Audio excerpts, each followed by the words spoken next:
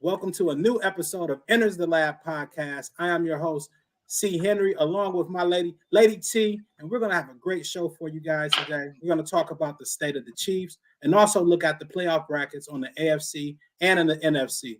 So when we get back, we're going to really enter the lab. My fault. What happened? I'm eating Popeye. This man said he's eating some Popeyes. Commercial. Ready for a break. Save this clip. Wipe your hands. Wipe your hands. Commercial. We over here about to die thirst over here. Thing on the menu today, bro, and that's work. That's work for 60 minutes, bro. That's the only job we got to do today, bro. What you playing for? What you playing for? What you playing for? What y'all?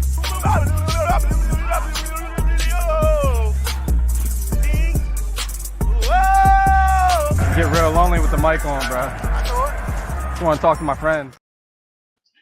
Welcome back to Enters the Lab podcast.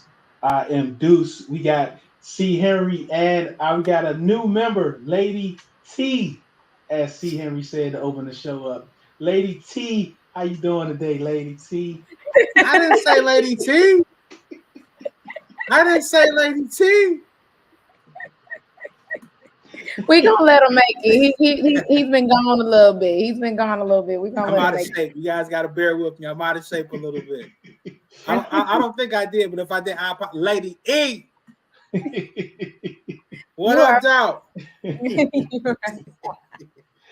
Oh man, it's so good to have C. Henry back, man. We hope, man, you're looking good. You're looking great, man. It's glad to have you back.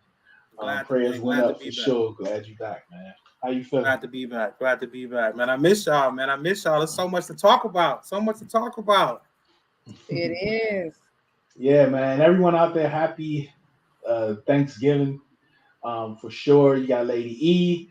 You see she looking to the left. She's gonna be giving instructions that her son helps her with the meal tonight. So if she just go off or she look funny, he's probably not doing something right. So E, how you doing tonight, E? I am good. He's over here struggling now, trying to get the pasta noodles. So see, yeah, he's talking about they got stuck in his fingernails. So now Oh my God. pasta noodles. That's okay. That's okay. I got faith in that young man. That young man gonna be the king of the dorm in just a couple years. He's gonna be the man. He's gonna be the man cooking up all the meals, making a little side money.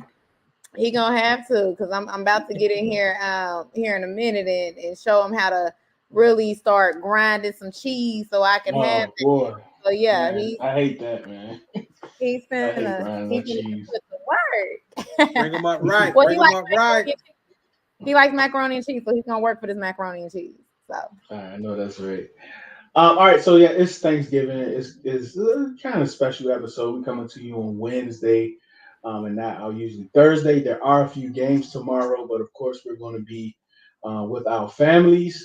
I'm going to follow my game tomorrow, probably on Bleacher Report. Probably not going to watch it because I don't want to watch that. It's just going to be a massacre, probably. It's so funny because like we usually, we'll cook here, save it, and go to different places. So, and I like to be stationary when the game is on, so I can keep moving around. She's like, "Well, you don't want to be stationary at 4:30?" I was like, "Nah, I can follow this game on Bleacher Report." So wait a minute, man. Now wait a minute. The Dallas Cowboys, one of your biggest rivals in this NFC East, got you running from your own dinner table. Oh man. Oh man. I don't think it's gonna be that bad. I think it's gonna be a good game. Yeah, I do. It's a division game, so everybody's fairly healthy. So I think it'll be competitive to say the least, but we'll see. So let me ask you this, because I got to ask, you talking about you got to be stationary at 4:30. What be going on at 12 o'clock? I don't know, man. What you mean? What you mean? You don't know? I might be editing this. I mean, I don't know. Ain't nothing to see for me. I'm talking about year in and year out. What be going on? Henry is back, ladies and gentlemen. I'm just trying to figure out. all I'm trying to say is we having Thanksgiving in Atlanta because we don't care if we win or lose. Okay, we don't We at care. least can be your entertainment while y'all cooking. You ain't got to just run away from the TV. You know what I'm saying? I'm with him. I'm gonna go put on Andre 3000, put on that flute. That's what we finna do. Oh man! All right. Philadelphia Eagles, Kansas City Chiefs rematch of the Super Bowl. It was a good game. Some people say, the team that dominated was the team that lost. Let's talk about that game a little bit, and if that's a game that we'll see again as the last game in February. We'll start with you, E. Is there a difference between the two teams competing for what we saw Monday night versus the Super Bowl? I'll be honest with you. I don't think it was really like a major difference. Besides, you can tell that the Chiefs were lacking just a little bit of creativity on that offensive line, not the offensive line, offensive side of the ball. I know they're dealing with new wide receivers, but you can tell the creativity just wasn't there.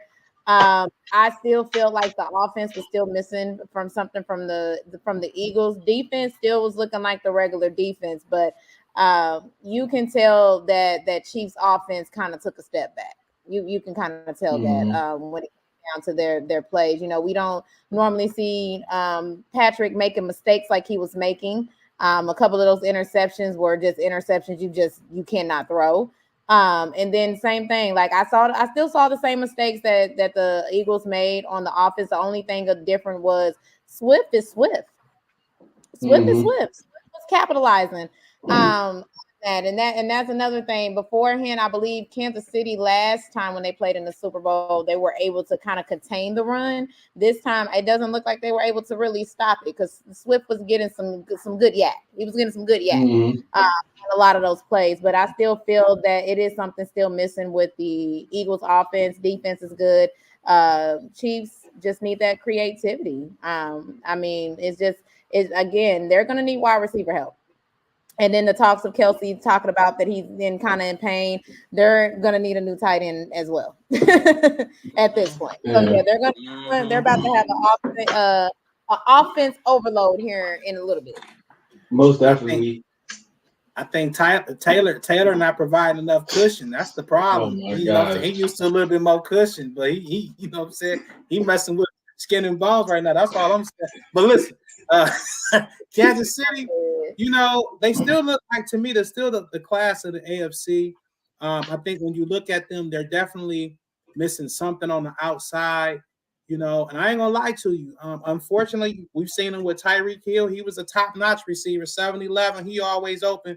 They don't need that, but they're missing Juju Smith-Schuster right now in this offense. I mean, he's not a top 10, 20, maybe not even a top 30, 35 receiver, but he's a competent professional who can get open. And in that offense, you can say what you say about him. He provided a 900-yard receiver. That was the production that he had at that wide receiver spot, and gave them a secondary target to Travis Kelce. Now teams are having success with containing or double teaming Travis Kelce and daring Patrick Mahomes to beat him with other guys. The guys are running the routes, they're getting open, but just like when they lost to the Lions, those key moments, those receivers are dropping the ball. So I think that's the biggest difference for them. I will say what they've kind of dropped off a little bit offensively. I think they've kind of picked up a little bit defensively. I think both these teams did pretty good jobs in the second half of adjusting to each other. And when you look at Philadelphia, I think we saw that Kevin Byard interception. That was just, I mean, it was kind of a bad throw, but it was really a veteran out there baiting a quarterback. You know what I'm saying? He kind of baited him into that, and we see that veteran ability back there on that back end. That's going to help Philly. I don't know if the quarterback Jalen Hurts is 100% right now, but with him being slightly battered up, we didn't see. I think what did AJ Brown have? One catch for like 8 yards or something. He made throws to other guys. Yep. I think if he gets healthy, he can really take that offense to the next level. But they were good enough to get the win. So I like what I saw from Philly. It wasn't the Super Bowl, but I like what I saw from Philly, and I think there is a possibility that we can see this game again. So what Kansas City defense did to Philly yesterday, it seemed like they blitzed opposite side of AJ Brown, which I thought was genius. I mean, it's kind of like when you think about Bill Belichick, how he, he puts his number one corner on their number two, and they kind of bracket the number one.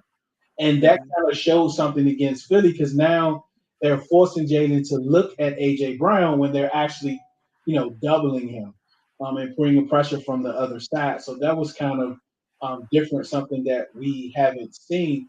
But when it comes to Philadelphia, and they are 8-1 right now, and DeAndre Swift, because he started off like when he got that opportunity, he started off hot for a few games and then he kind of disappeared.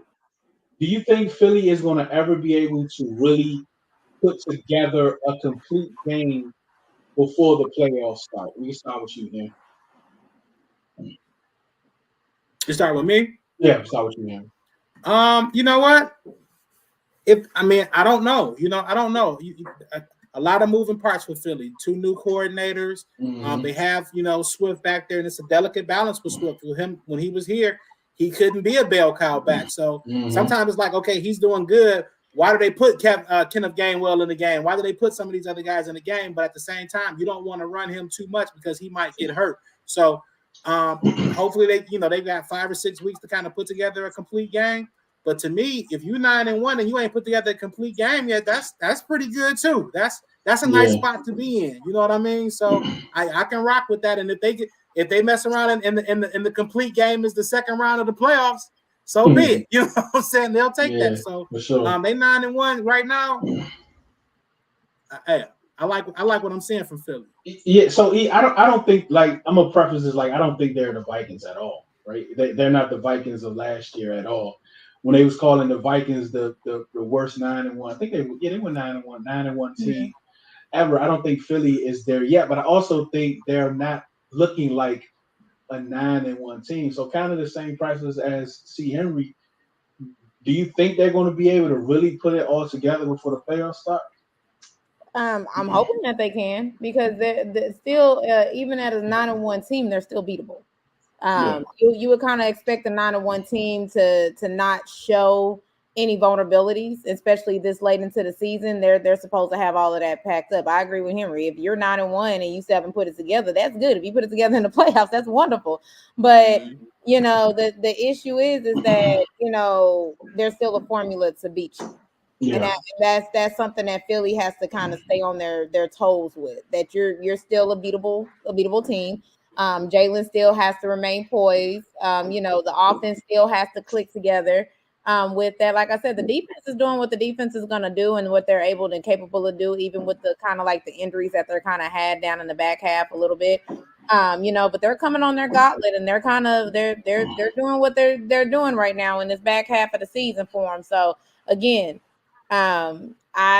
if they're not put together, this is a damn good not put together 9-1 team. I will say this though, the thing that even if to your, but they've beaten Miami, they've beaten the Chiefs, they've beaten the Cowboys. So it's not like we ain't put it together. Exactly. Shaky. No, we rolling through, and we beating who we need to beat. You know what I mean? Contender, pretender, whoever you want to call them, they beating them. So I give them kudos.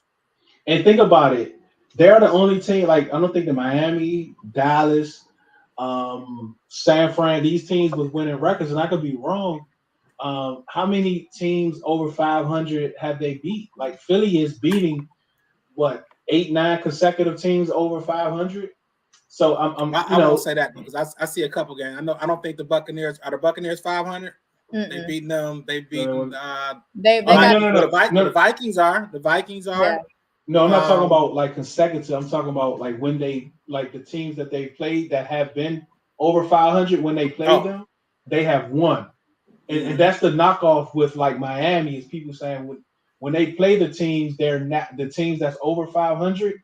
They're not winning against those teams. So I don't see where the hate is from Philly, man. But I guess people don't like Nick Sirianni, I guess. Well, it's not even the hate. It's the thing about it is the Philly that we saw last season looked damn good. They looked like world beaters. Like you weren't finna touch them. This Philly this year, you can touch them. And I think a lot of people, it's kind of like how the Vikings were last year. How in the hell are the Vikings winning when they don't look good doing it. And I Yeah. think that's what a lot of people are looking at Philly from this standpoint is that they're comparing last season to this season and looking at it like they don't look good winning. So it's almost kind of like, how in the heck are they winning when they don't look good doing it? And I think that's what a lot of people are still stuck on that Philly of last year, rather than looking like, hey, year in, year out, you're not going to get the same team. Just know that. Are you all concerned before we go to Kansas City? Are you all concerned with Philadelphia secondary at all? Because I think Slay is regressing. Bradbury is not as good as he was. Maybe they're not getting as much pressure as they was last year either. Yeah. But the teams they got to play, I mean, you got the Lions, you have San Fran, you have Dallas, you have teams that can put the ball down the field. Start with you, Hen. Are you concerned with the Eagles secondary? No, because I think when it's all said and done, I like Kevin. I like the addition of Kevin Byard, Slay. You know, I mean, those guys are a little bit, older, a little bit, long in the tooth, if you will, but they still ballers. And when it's time to make a play, I think they can make a play. So I'm not really concerned with them. When you look at the NFC, to be honest with you, teams that really test downfield is going to be San Francisco. You know what I mean? They have the players and the concepts that I think can really push the envelope for that defense. I think when you look at us, it's going to be kind of we're going to try to punch them in the mouth. They're going to try to punch us in the mouth, and we're going to try to do some play action things, but we're going to probably try to attack them at different levels. But the complexity of the offense and the amount of weaponry that San Fran has, they're the only team I think that can. I'm sorry, I think Dallas can cause some problems too. But I don't know about them as a whole. But to me, San Fran is probably the only team that can really test them consistently and really beat them in the secondary. Yeah. I mean, the thing is, the line is not as strong as what it was last year. And again, when you have guys that, like you said, they're long in the tooth, they've been there a while, they're going to rely on that D-line a little bit better because, again, if that D-line can cause pressure, that helps them in the back end. If they're not causing that much pressure that they need, then it's going to be more stretch and strain, and I think that's kind of what we're seeing. But, again, they just haven't really been tested. Like I said, they're not playing the teams that are going to test them downfield, and I think that's where we can really actually, say, is it going to be their secondary? But I feel like the secondary is holding up as much as they can at this point, But again, that if that D-line can get constant pressure and get it, it's going to make them look like world beaters on the back end too. Kansas City Chiefs. It seems like these last few years is always something that the national media or like Twitter fans is always saying, Kansas City don't have this. They're not good here. They're not this, not this. End of the year, they hosted another AFC Championship game. Lady E, do you have any concerns with that goal not being accomplished for Kansas City? Yeah, they're wide receivers. Big part of Patrick Mahomes' play is wide receivers. He can't he can't keep relying on Kelsey. Kelsey is getting double, tripled, and quadruple team. And they're forcing him to play. They're forcing him to throw. And if you ain't got wide receivers to throw to, there's really no, it's going to make it hard on them. And I think that's why we're seeing like the uncharacteristic plays from Patrick Mahomes, the quick 3 and outs, the interceptions. I think that's why we're not seeing that team that was consistent. And then, like I said, the lack of creativity is not there. Like even though you don't have top end wide receiver, there should be some way that you're scheming and scheming them up to be able to get and have them constantly open when they know that Kelsey is getting pretty much double, triple, and quadruple team out there. Like, you know what I mean? So I feel like that's what's going to be their downfall is their wide receivers. What about like him? Yeah, like he was saying with Patrick Mahomes, I think he's leading the league in the highest percentage of drop passes, and he also is leading the league in on target percentage. So he's getting them the ball. He's putting it in like we saw Monday night. That still shot Monday night is just ridiculous. It was literally like a loaf of bread sitting in his hands. He couldn't hand the ball to that guy any better. I mean, he couldn't. I mean, it was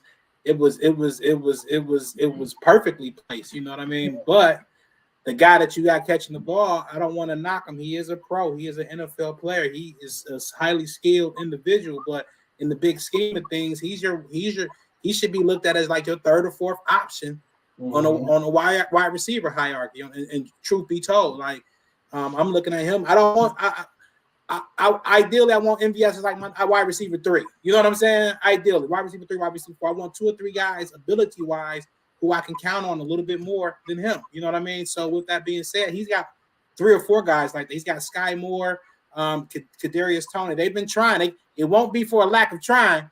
They just haven't hit on these guys. And I think last year when you had the weaponry, Jared McKinnon coming out of the backfield, you had Juju Smith-Schuster working the short to intermediate area, kind of the same area that Travis Kelce was working.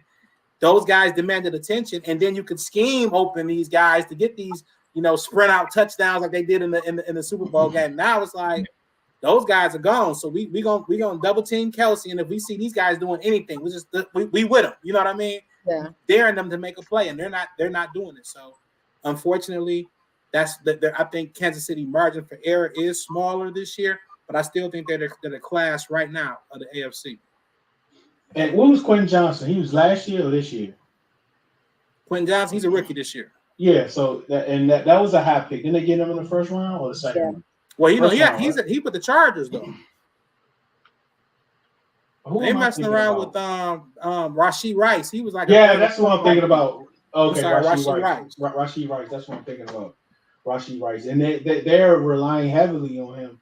Like if you're in the Chiefs spaces, they're talking about him. He's the number 1, like all through the summer into now. But I don't know, man. He's not number 1. He's not. He might be their number 1, but he's not. That's what I'm saying. Like, yeah, he's number 1 right now until they go get them a wide receiver. They just didn't go get him a. They didn't. Be honest with you, they didn't have a backup plan once they let Juju go, and when it came down to it, they thought they were able to go into the draft. But that's what a lot of Kansas City Chiefs fans were hollering about. They needed a number 2. They needed another wide receiver, and they didn't get that. And I think that, like I said, that is going to be their downfall. Like, if you guys don't have a wide receiver, like, especially like good wide receivers with good hands, it's not going to help if you're trying to make a Super Bowl run. Yeah. E, let me ask you a question. And I know, Henry, you saw a lot of Michael Jordan. You saw a lot of Michael Jordan. When you think about somebody like Patrick Mahomes, you hear the stories about LeBron James. When players that's productive in other places, they go play for him. They're not as productive because they have this aura and this and that. Do you think that's something with Patrick Mahomes and these young receivers? Like, do you think they're kind of thinking too much? They're kind of like, don't want to make a mistake. I need to catch this pass.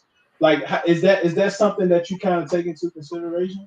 Because I kind of think it's a real thing with those type, like the Brady, LeBron, Joe, like those type of players. Players don't want to let them down, which causes them to let them down. I mean, what you think? It can happen. It can happen. I just feel like it's more so of a team thing. I don't think it's a Patrick Mahomes thing. I think it's a team thing because I'll say that's more so with basketball.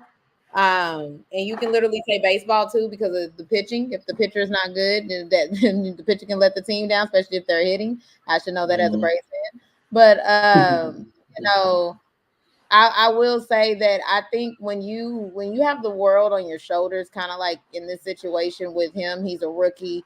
He's first time out there and he's being thrust into a situation to where it's caused you to be a number 1. That's a lot of pressure on you, and that's a lot of pressure on yourself, but that's a lot of pressure because you're pretty much what the team is relying on at this point. And then I'm going to use Calvin Ridley. So I think that's what happened with Calvin Ridley when he he was thrust into that position, and I just don't think that, he had that weight of the world on his shoulder. Like, okay, I got to follow in Julio Jones's shoes, but then now Atlanta is counting on me to be this person. They drafted me. I got to be this person, and I don't think mentally he was there. He was really actually there. There's rumors that it was other stuff going on outside of football. But in the same token, when it comes down to football play, that's a lot of weight on your shoulders that you got to do, especially when your whole team is looking at you like, hey, you're the one that's going to get us the points, and I think that's what it is. I don't think it's more so with Patrick. I think it's just the team as a whole. He has a lot of pressure right now.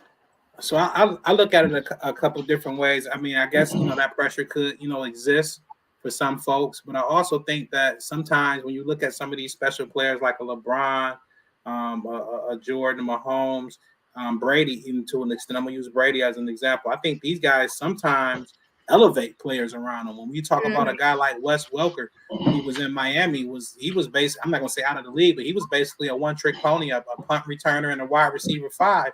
He comes over to that Belichick offense and plays with Brady and becomes, a household name. Same thing with Julian Edelman. So when I look at Mahomes, I feel like Travis Kelce was a great player already before he got there, but he gets there. Now we see Travis Kelce take his game to a whole different level.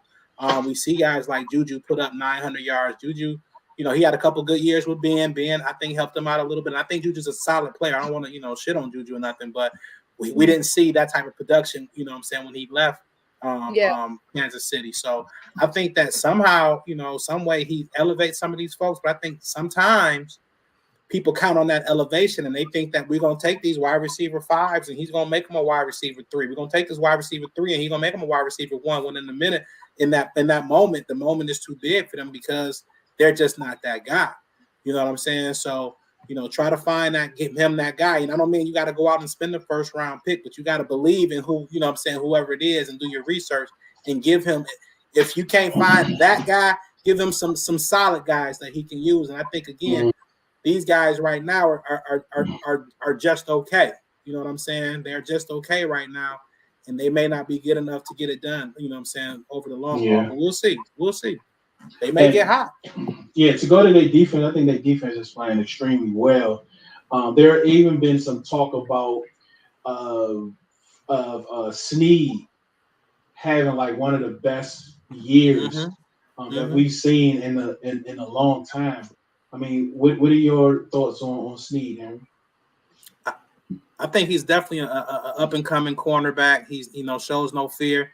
He's got a great mindset. When he does give up plays, and he's right back at it. He doesn't suck or fall into a rut. And I think their defense as a whole is just a lot better. When they got Chris Jones back, those two young inside linebackers, they can play sideline to sideline. They got a lot of talent on that defensive line. We're starting to see Karlaftis kind of come into his own in terms of that pass rush. So to me, the defense is probably better. They're not the defense that gave up 31 in the Super Bowl that we saw in this game. There was a couple of key instances, a couple of turnovers that led to some points for them, and they're solid defense. Yeah, I mean, you even heard some people saying he's having one of those Revis type years. I wouldn't go that far, but I wouldn't argue it either. What you think? I mean, I agree with Henry 100%. I mean, I don't believe that he's having a Revis type year. I mean, it's only one real Revis. I mean, honestly, you know how Twitter can get. Yeah, like let's slow it down. I'm about to say I haven't heard the Revis years. Yeah, okay. I'm like, at the end of the day, I'm like, no, man. The Darrelle Revis was a different type of player. Like I don't even think even some of the new guys that are stepping up and coming in are even on that level. But yeah, I mean, again, I always wait when I give people accolades. I always wait to the end of the season because up until this point, again, the NFL is in a state where I've been saying it since the beginning. The NFL is weird this year. A lot of the teams that we were, hoping we're going to have good seasons are not really having good season. And the teams that weren't going to have good season are technically having good season. So I like to wait to the end because, again, some people are benefiting off of their schedule a little bit.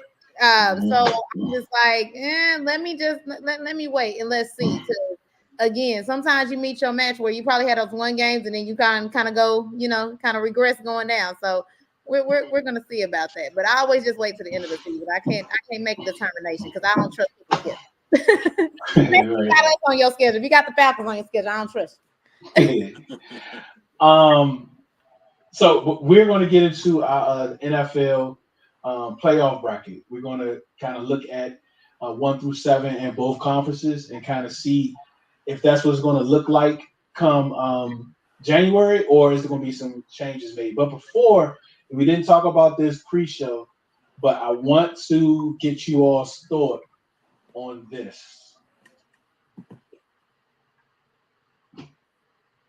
I think there's a lot of mediocrity in today's NFL. Yeah. I don't see the excellence that I saw in the past. Why not? And Why not? I think the coaching isn't as good as it was. I don't think the development of young players is as good as it was. The rules have allowed a lot of bad habits to get into the actual performance of the game. Mm-hmm. So I just think the product, in my opinion, is less than what it's been. I think I look at a lot of players like Ray Lewis and Rodney Harrison and Ronnie Lott and guys that impacted the game in a certain way. And every hit they would have made would have been a penalty. You hear coaches complaining about their own player being tackled and not necessarily, why don't they talk to their player about how to protect himself? We used to work on the fundamentals of those things all the time. Now they're trying to be regulated all the time. Offensive players need to protect themselves.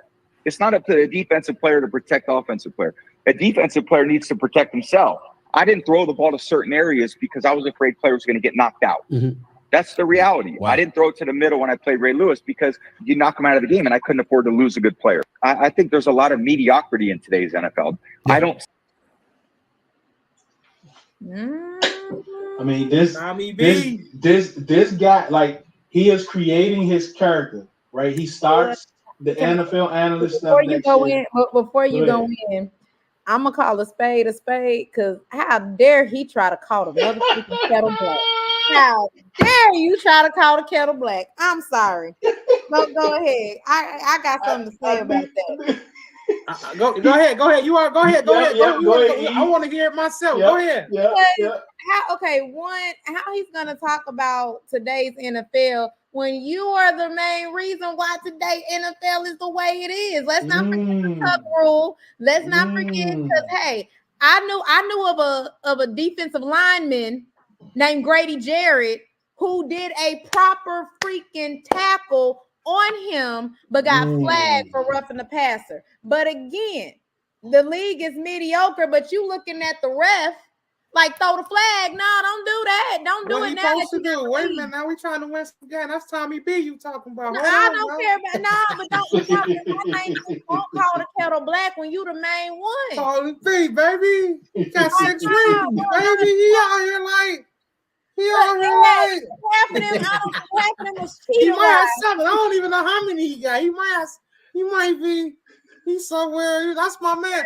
I would tell you this: as an aging man who tries not to be bitter, you know, me and Tommy B, we in the same age group. We came up together, man. You know what I'm saying? And I think the music now stinks. I think some of the food now stinks.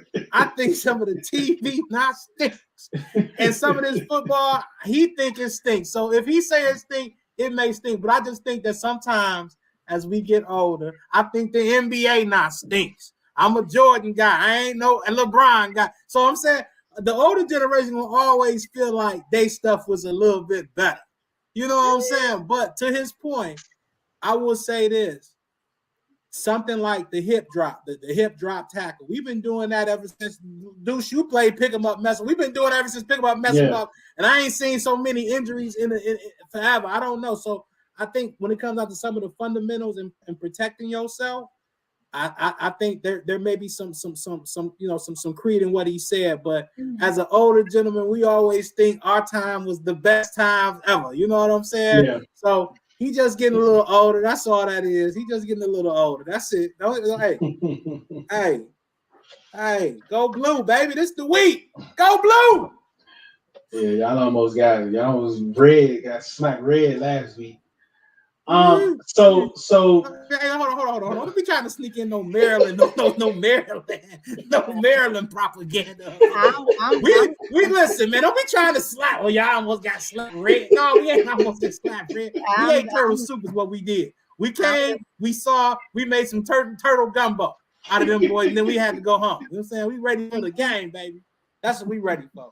I'm sorry. I'm good. Me and my number one team, back-to-back champions, who trying to make a 3-peat. We're chilling. Okay. What about the part about the development of players? I agree. I feel like the development is sucking. And shout out to Justin Fields. that's the key. That's the key. You know, in reality, that's a prime example. You get these quarterbacks.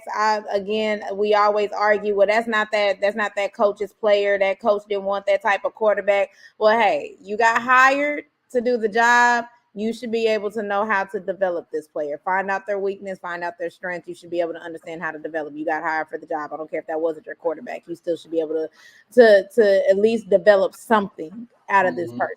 If you can't do that, I'm looking at you as a coach, and I'm just looking at, like, can you really develop? Because again, if you get your guy in there, can you develop this guy to be better? So it's a win-win, no-win situation when it comes down to that. But again, I don't believe there's any development in there. I mean, some of these guys that we've seen in college, like we said, bust them up, whack them up, like, oh, he gonna be good when he gets to the pros, and then we look at him and it's like, what's going on? And a lot of people say, well, it might be them not developing. I said, no, it could be these coaches just don't know how to use these players. They thought they knew how to use them, and until they get there and find out there's more development, they can't do anything with it. And that's another thing, because like with the Commanders, the defensive back, we went from Chris Harris to Vladimir. I don't even remember how to pronounce his name, but he worked with Del Rio in Jacksonville. What was that, 20 years ago, maybe? And the last 10, 15 years, he's been in high school football. Why would you bring that up all the way up to the NFL level? That big of a gap. There's so much that you have missed out on. And for you to get that job because of, he's your friend or whatever the case may be, you look at situations. He's been coaching high school for 20 years? No, he hasn't. He coached with Del Rio. When was Del Rio in Jacksonville? That was 2001. Yeah, so that's the last time he coached in the NFL.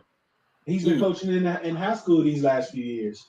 That's a very bad hire. But the part about the cerebral part, what Brady was talking about knowing not to throw the ball across the middle when you had those impact players. Yeah. And that's him. That was like Peyton and Robbie. You think about those quarterbacks. Do you think these younger quarterbacks have that type of cerebral capacity that those guys had? No, they're not being taught that. Yeah, Sorry, go ahead, Henry. Go ahead.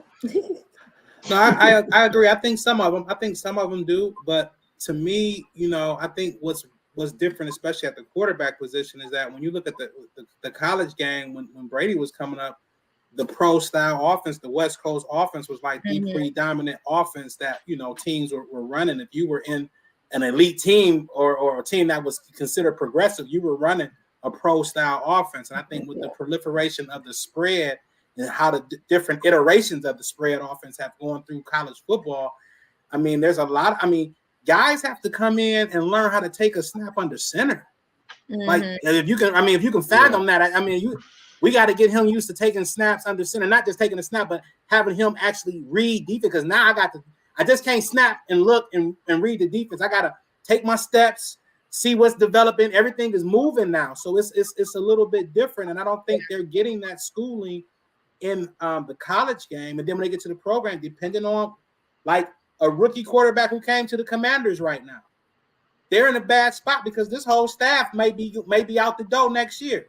Yeah. And then another staff may come in. They may, depending on how good they do, they may only get a year or two of development or a year or two to coach this guy up. Now, this is not even one of their guys. So are they focused on him? You know what I'm saying? So I think the fluidity of the coaching situation in the NFL kind of affects things too. If I come to the Lions in their last year of Patricia, I'm not probably getting coached up with him. Then a new regime comes in. They didn't draft me. Depending on where, if I'm a 4th round pick, I might not be priority there.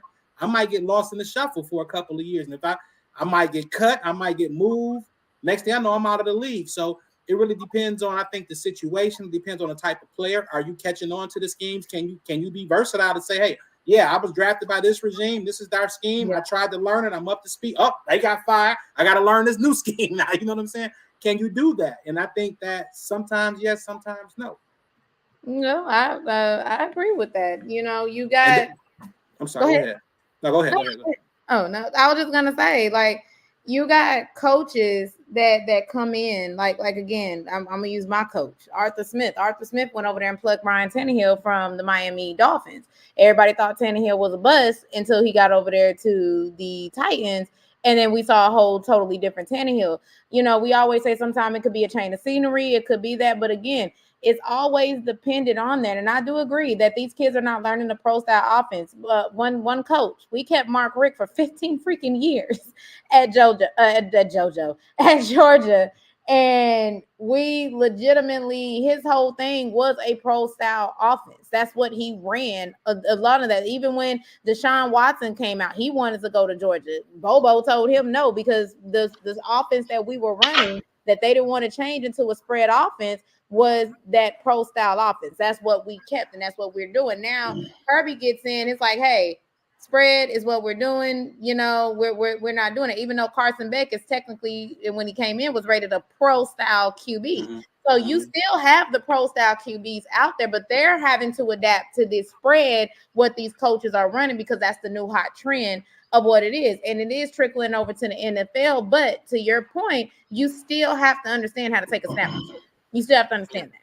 You still have to do that. You still have to understand how to read defenses. And I think that's what hurt Justin Fields. He didn't have that person to really help him read the defense, because he's so used to being in the spread. And Ryan Day really didn't do him no justice, because he made the team and made the offense fit him. Yep, but that's you're right. not going to have a coach that's going to do that in the NFL, because that's not going to work.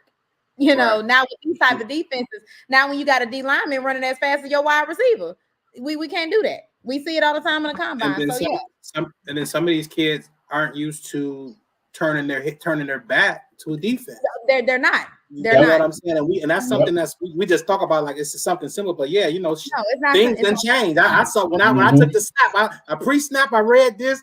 When I got the ball, I saw some most things was happening. I saw this. I turned my back for the play. Oh, it's different.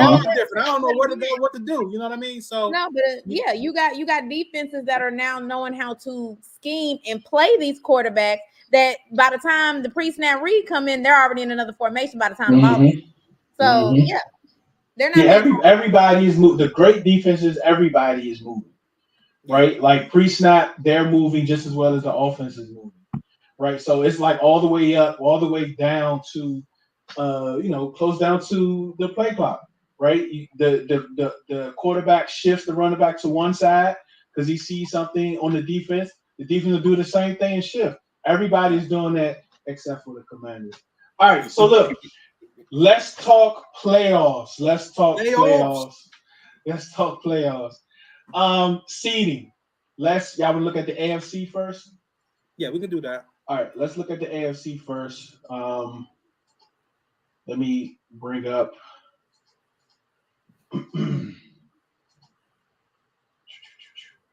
All right, this is currently now in the AFC. We got your division leaders, the Ravens, the Chiefs, Jaguars, and the Dolphins, and then you have the Browns, the Texans, and the Steelers. Do you think this is how it's going to end up, or what type of changes are you looking at?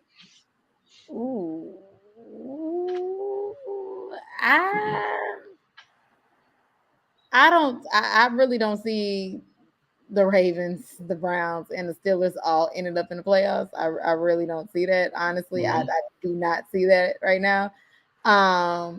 Texans and Jags, yes, but I do see the Texans might be the one that will actually become out. I do feel like the Bills will somehow get in, but they're going to be a wild card. I really do. Let's see here. Yeah, I don't see all three teams. I really think I don't want to put it to them, but I think the Steelers might be out as well.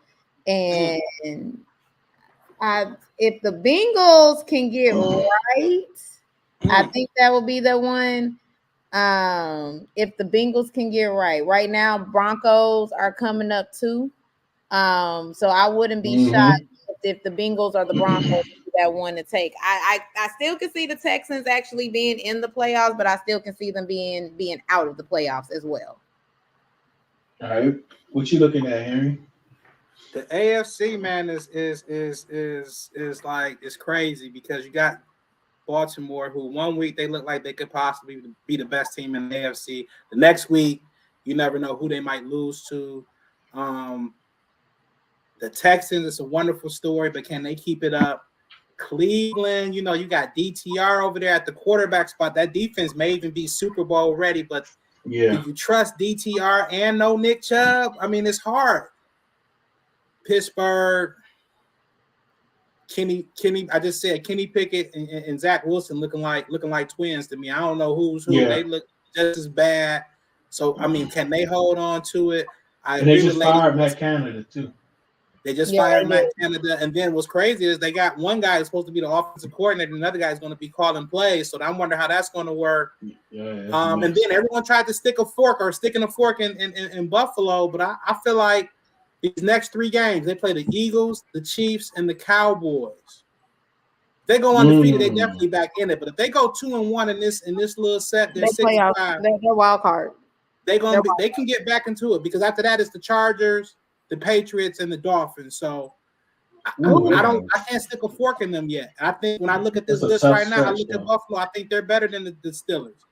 I think they could probably beat Houston. I think they can probably beat Cleveland. I think they have beaten Miami. So it's like, and I think that they could probably beat the Jaguars. So to me, these next 3 games are really, really critical for Buffalo. And if they can come out 2-1, 3-0, they smooth. 2-1, it's going to be questionable.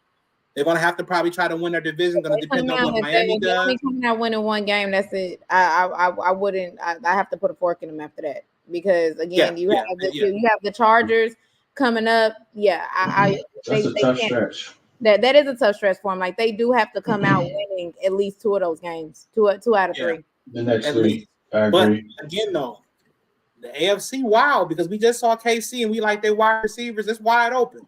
I say they're the class, but not by much. It's wide open over there. Well, the only reason why it's wide open over there for them, they don't have anybody competing for their division. I mean, the Broncos are catching some heat right now too, but that I don't trust them. That's why I said I can see, but it's gonna take a lot for the Broncos to be able. But I'm saying, not just to make it. I think KC can make it for sure. They're gonna make it for sure. But once we get there, just like I said, Buffalo and KC, they have a.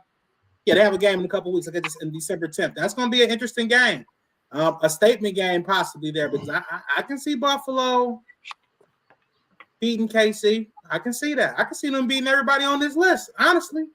Yeah. I mean, the Broncos, they got the Browns, Texans, Chargers, Lions, Patriots, Chargers again.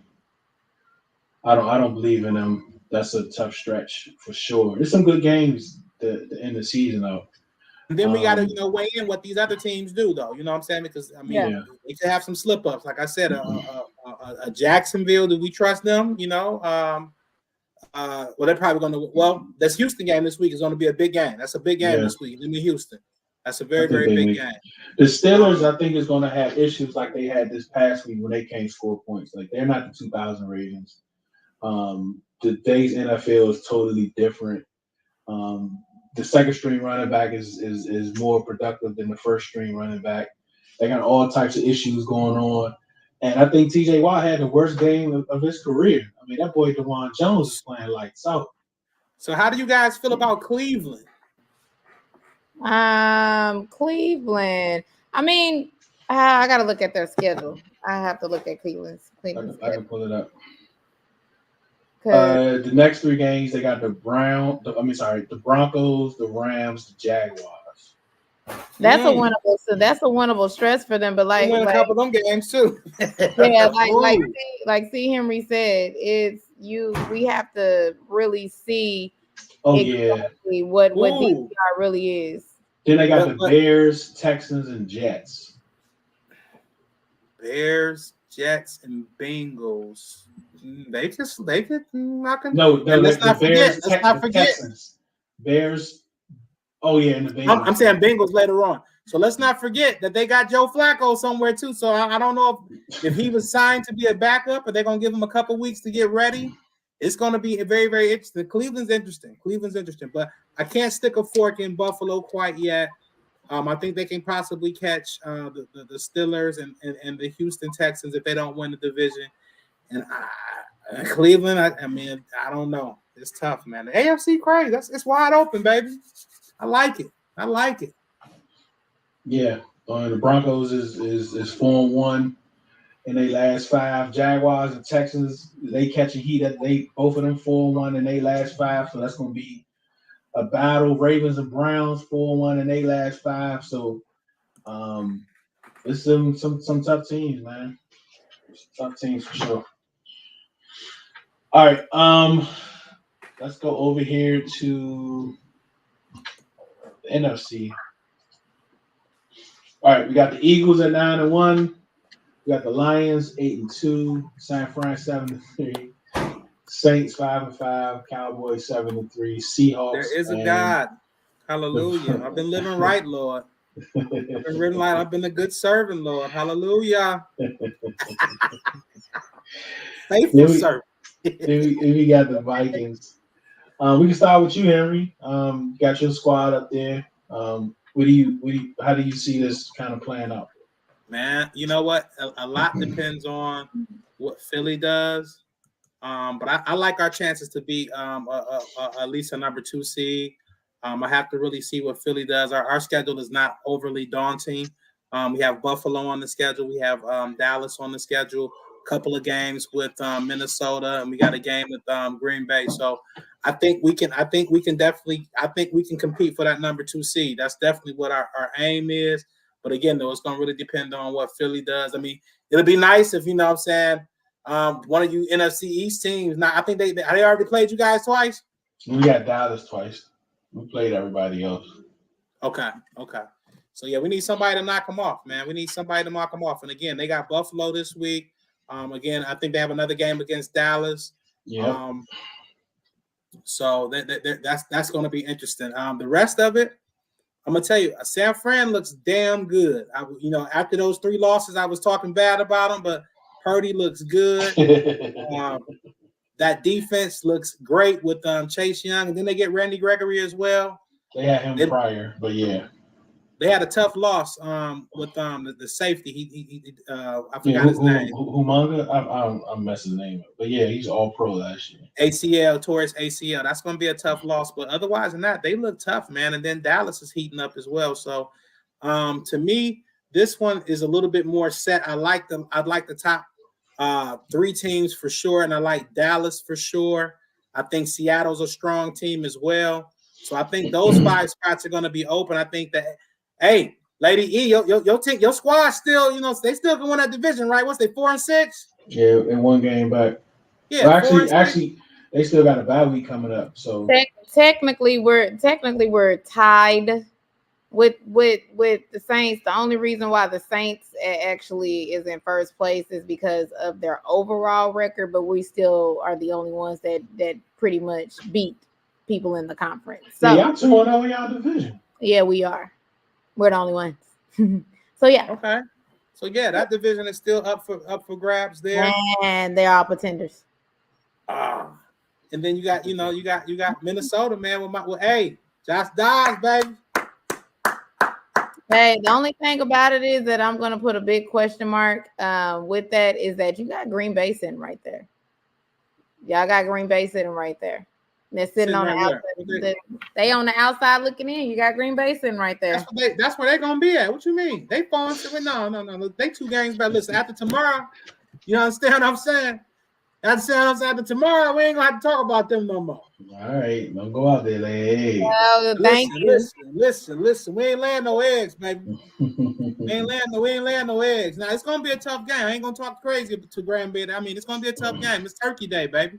That's why I said, like, don't look. You still got Green Bay over there. They still trying to make some type of push. I'm more worried about the Rams and you guys. I'm more worried about the Rams, you guys, and the Buccaneers than the Packers. I am.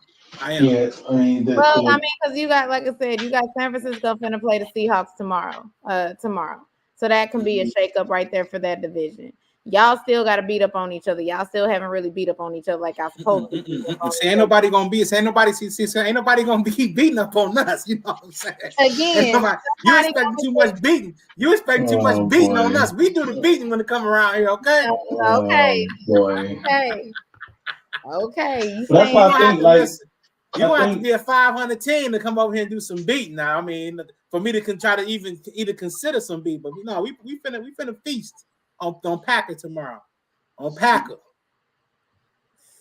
Yeah, turkey with cheese, baby. Give us a turkey with cheese sandwich. Yes, sir. He said turkey with cheese. Yes, sir. I mean, looking at this, the only changes is probably going to come from the NFC South. Right. I don't see any other teams making a threat. I mean, you got the Rams.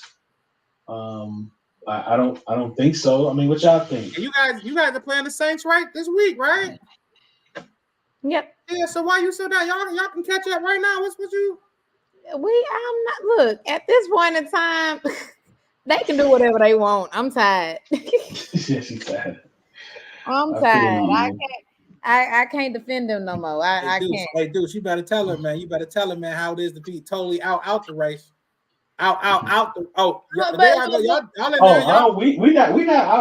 We not out now. Well, not mathematically. Yeah, that's right. Yeah, not mathematically. He said not you out. Yeah, we'll have that. What's that?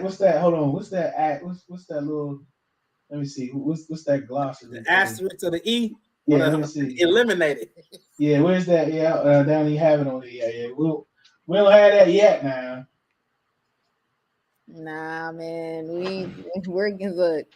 If we don't beat these 7 games that we have coming up is really going to be a lot of football. It's a lot of football left. That's the beauty for this whole thing. This is the longest season. A lot of football left. A lot of things can happen, good and bad.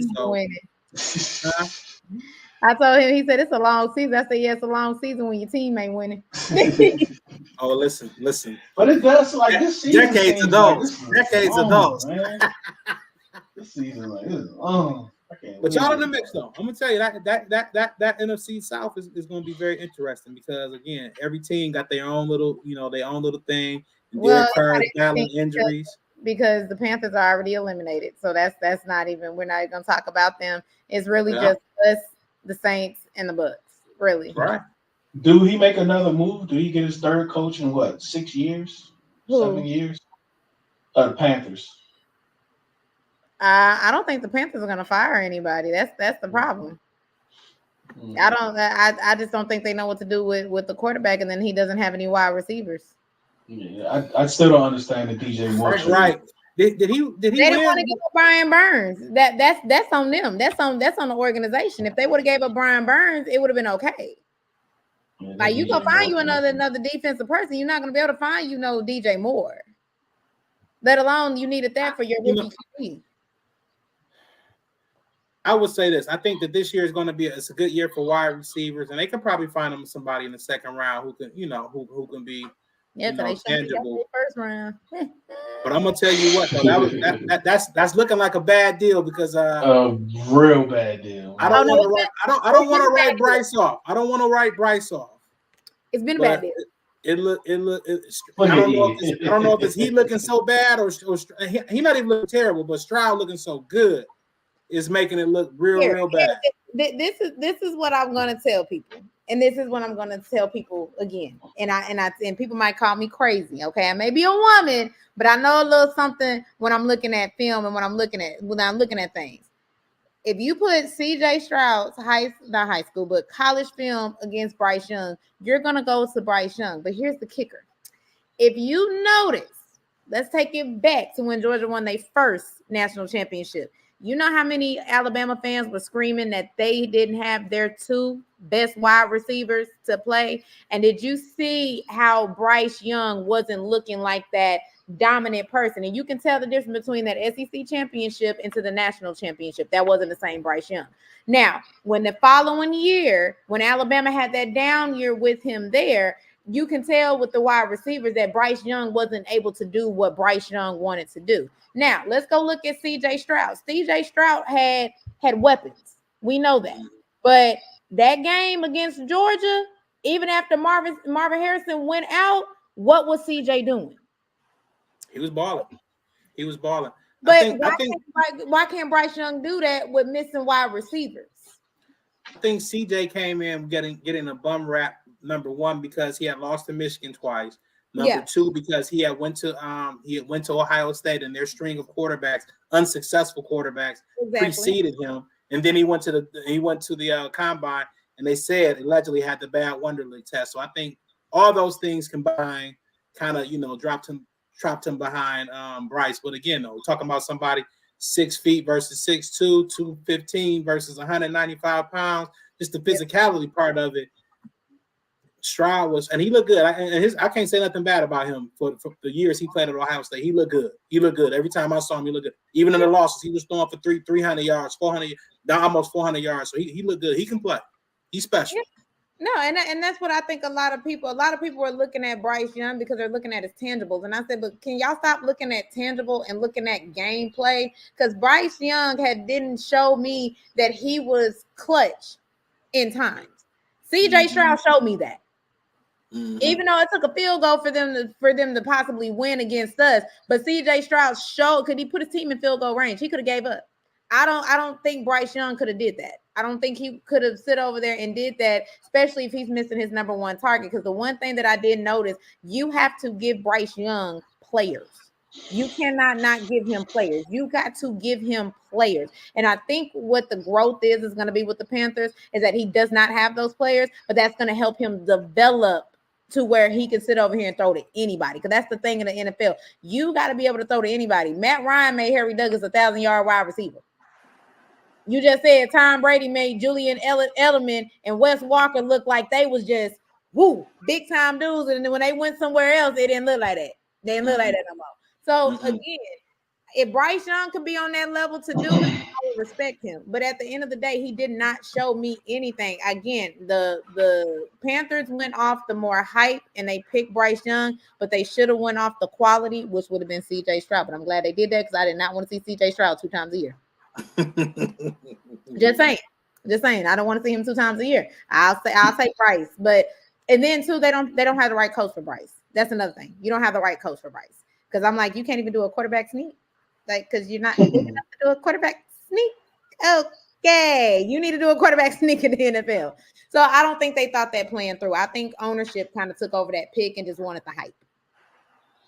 Before we go, I do have a question. So, and then we got, well, I'm kind of peeking at the draft boards, right?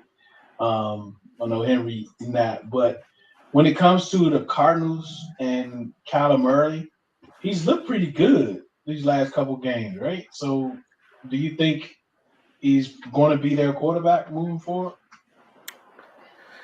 Ooh. You know what? I have no idea what Arizona is even doing out there. I think this could be a situation where they're keeping all their options on the table. They're getting Kyler some playing time, showcasing him to other teams, if you will. Hopefully he'll get out of here healthy, because I guess if he gets injured, his contract is now guaranteed. So that's the tricky part about it. But again, though, I think they're giving themselves an opportunity to evaluate these young quarterbacks because it's supposed to be a strong quarterback class, and these guys have kind of looked the part, but at the same time, what's the young man? Caleb hasn't quite looked, generational this year. So I don't know if there's some more competition for that spot. Maybe they, want to evaluate some of the other guys and see how they compare to Kyler. Maybe there's a deal that can be made. Or maybe they want to, say, hey, solidify that Kyler is their guy and say, hey, we have a shot to go after one of these great wide receivers like Marvin Harrison Jr. To pair, him with. So the roster is definitely in need of an upgrade in multiple spots. So they have a lot of options, open to them. So I think they're kind of, keeping everything open, keeping everything on the floor and evaluating all options. Shout out to Chicago. They the one that hold a piece to the card, don't have all the draft is going to basically follow. That's the thing about it. Because since the Carolina Panthers wanted to be stupid and give away a draft pick, they get the number 1, and sitting right now they got number 4. So all eyes are gonna be on Chicago again this year about what they're gonna do, and this is where everything is gonna trickle and how the draft is really gonna play out.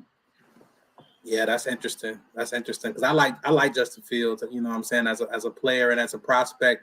I think he definitely he needs a little bit more coaching, but I think if you take those picks and you give him a Marvin Harrison to go along with a DJ Moore, and you give him an offensive tackle, if that boy Olu falls to 4, and you give him an offensive tackle, now they look decent. They look decent on that offense with a Cole Kmet. That's if they want to take a wide receiver that high, because again in the NFL, whatever the Bryce Young's contract was, that's the starting point, starting value. So are we going to see a rookie coming out making QB money at number 1? That's going to be the question. Well, they may go tackle then. You know what I'm saying? I think they'll pay a tackle. I think they'll have no problem paying the tackle. They can take, but are they going to stay at number 1 or they're going to fall back? Because I'll be honest with you, they could technically fall back, collect their draft capital, and get everything that they need. To be honest with you, that can happen too. Because again, it's gonna be do you want to pay a tackle or a wide receiver? You know what though? And that may behoove them, but because I kind of question it, and Deuce, you could tell me this because you've seen Montez Sweat a lot, playing from Washington. But I question the 2nd round pick and the $100 million. Oh yeah, you see what he's doing. They try to justify by posting that one clip of him knocking down who they play that game? Bryce Young. The Lions. I think it was somebody against the Lions. No, it wasn't the Lions. It was the Panthers. I think it was Bryce Young or whatever. Okay. And he had a sack against us. He did have a sack against us. Oh, that was last week though. It's on the first game he played.